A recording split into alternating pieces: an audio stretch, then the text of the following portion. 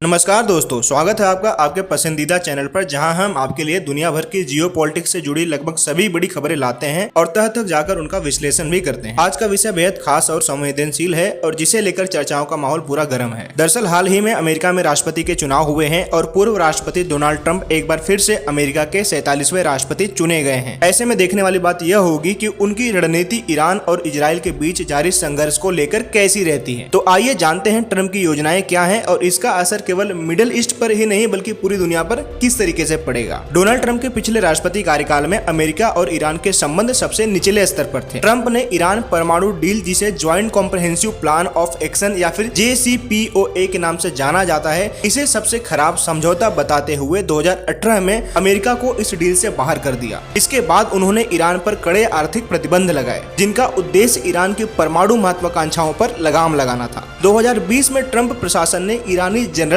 कासिम सुलेमानी को ड्रोन हमले में मार गिराया। इस कदम ने ईरान और अमेरिका के बीच के तनाव को चरम पर पहुंचा दिया था। ट्रंप का मानना है कि ईरान एक सामरिक खतरा है जो केवल इजराइल के लिए ही नहीं बल्कि पूरी दुनिया के लिए खतरनाक है। अब चूंकि 2025 में ट्रंप फिर से दोबारा राष्ट्रपति बनने जा रहे हैं, ऐसे में देखने वाली बात यह होगी कि क्या उनकी योजना यह होगी कि कैसे ईरान की परमाणु क्षमताओं को पूरी तरीके से खत्म किया जाए। अब सवाल यह आता है कि क्या इसका मतलब सैन्य कार्रवाई हो सकती है। तो दोस्तों, ट्रंप ने साफ संकेत दिया है कि अमेरिका के ऊपर किसी भी तरीके का कोई भी दबाव नहीं है और अमेरिका की सुरक्षा के लिए हर विकल्प पर विचार किया जा सकता है। ट्रंप का इजराइल के प्रति समर्थन जग जाहिर है और उनके कार्यकाल में इजराइल और अमेरिका के संबंध नई ऊंचाइयों पर पहुंचे थे। ट्रंप ने यरूशलेम को इजराइल की राजधानी के रूप में मान्यता दी थी और अमेरिकी दूतावास को तेल अवीव से यरूशलेम स्थानांतरित किया था। इसके अलावा उन्होंने गोलन हाइट्स पर इजराइल की संप्रभुता को भी मान्यता दी थी। ट्रंप का मानना है कि इजराइल को सुरक्षित रखना अमेरिका की सर्वोच्च प्राथमिकता है। उनकी रणनीति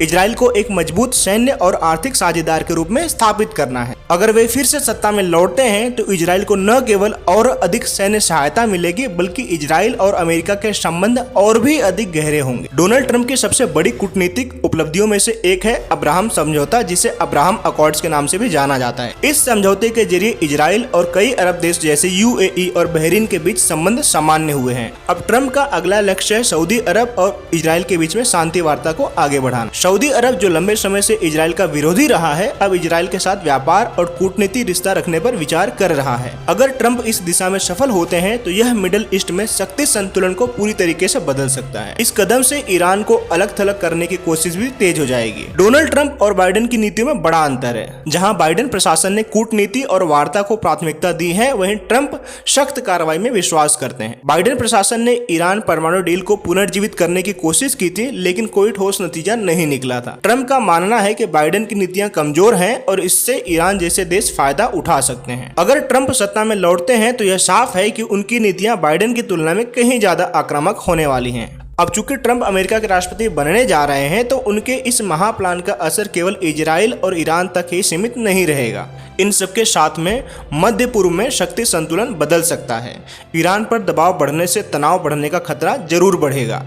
इजराइल को और समर्थन मिलने से उसके पड़ोसियों के साथ संघर्ष और भी तेज हो सकता है। इसके साथ ही अमेरिका की अंतर्राष्ट्रीय स्थिति भी मजबूत हो सकती है। अब सवाल सबसे बड़ा यह उठता है कि ट्रंप की नीतियां चाहे कितनी भी सख्त क्यों न हो, उनके प्रभाव पर बहस जारी रहेगी। उनके समर्थकों का कहना है कि सख्त कदम ही मध्य पूर्व में स्थिरता ला सकते हैं। वहीं आलोचक मानते हैं कि इससे न केवल तनाव और हिंसा बढ़ेगी बल्कि स्थिति और भी खराब होगी। तो दोस्तों, यह थी ट्रंप के महाप्लान की पूरी कहानी। अब सवाल यह है कि क्या यह योजना मध्य पूर्व में स्थिरता ला सकेगी या इससे और भी विवाद बढ़ेंगे। आपकी क्या राय है? क्या ट्रंप की नीति दुनिया में स्थिरता लाने में सफल होगी या यह एक वैश्विक संघर्ष की ओर लेकर जाए? कमेंट्स में अपनी राय जरूर बताएं। अगर आपको यह वीडियो पसंद आया हो तो इसे लाइक करके अपने सभी साथियों के साथ में इसे शेयर भी करें और हमारे चैनल को सब्सक्राइब करना न भूलें।